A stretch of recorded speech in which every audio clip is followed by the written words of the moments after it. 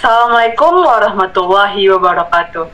Hello everyone, we are Angelina Juliana and I Cinta Mulia. We are in here gonna presenting our debate nation about this house will lower the punishment for those who live below the poverty line.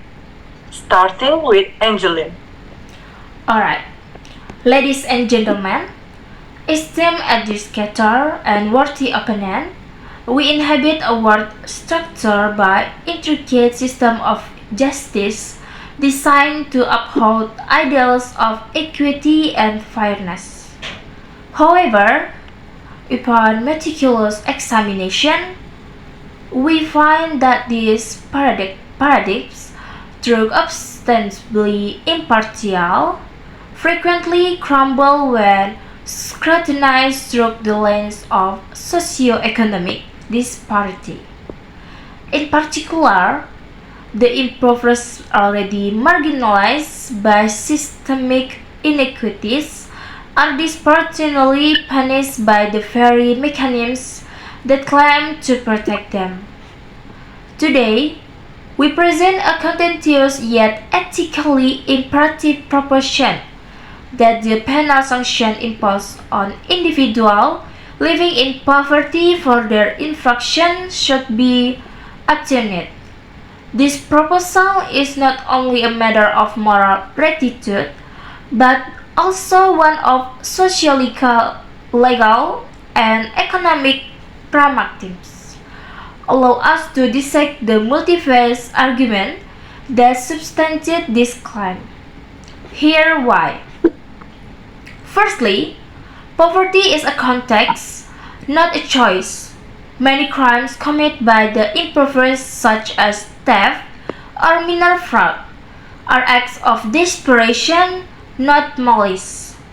A parent stealing to feed their children is fundamentally different from a fallen individual embezzling funds. Punishment that ignore this distinction exhibit inequality by further marginalizing the poor.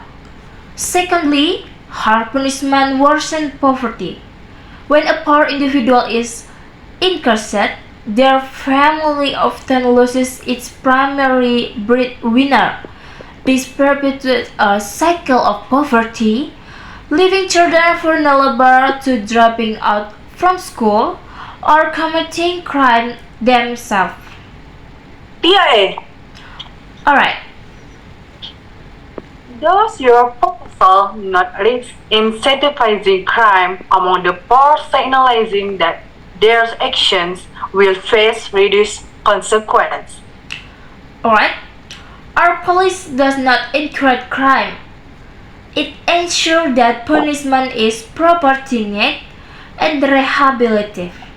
It targets systemic issues while still holding individuals accountable. Okay, back to topic. Thirdly, rehabilitation is more effective than punishment. By focusing on community service, skill building program, or restorative justice, we address the root cause of crime like opportunity and systemic marginalization, rather than simply punishing system. Finally, our police does not condone crime, rather it tailors justice to the circumstance of accused. A society that understands context creates better outcome for all its members. In conclusion, reducing punishment for impoverished individuals align with the principle of equity and justice, fostering a fair society for all. A penal system that neglects the socio-economic realities of offender is not only inequitable but also inefficient and counterproductive. By implementing reduced punishment for those living in poverty, we advocate for a justice system that is compassionate, contextually aware, and ultimately conducts to meaningful societal progress. That's all from me. Okay, next. Okay, ladies and gentlemen, esteemed educators and honorable opponents, we stand in resolute opposition to the mentioned policy by government, which seeks to reduce punishment for crimes committed by individuals living below the poverty line. While proposition might appear benevolent face value, we argue that it is inherently flawed, replete with ethical, legal, and practical contradictions. Ladies and gentlemen, justice must not waver based on circumstance. While we acknowledge the plight of the improvised, we cannot condone a motion that politicizes expectation over equality, system over reason, and division over unity. For this reason, we argue you reject the position. Firstly, the law must remain impartial. Justice must be blind to socioeconomic status, allowing poverty and influence standing risks, creating a two-tier justice system where certain groups are perceived as above the law. Secondly, our punishment could increase crime. The government policy might unintentionally signal by poverty in justification for legal action.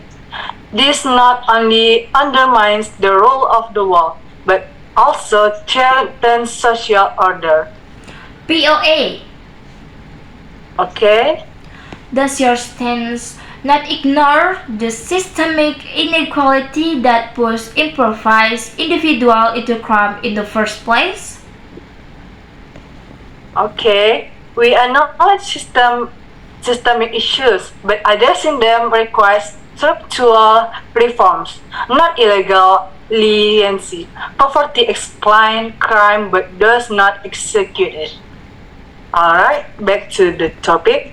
Thirdly, victims deserve justice. A shopkeeper who loses goods and thief doesn't suffer less because the perpetrator is poor. Lowering punishment disaggregates the harm done to victims and erodes trust in the justice system. Fourthly, the justice should be on prevention, not leniency.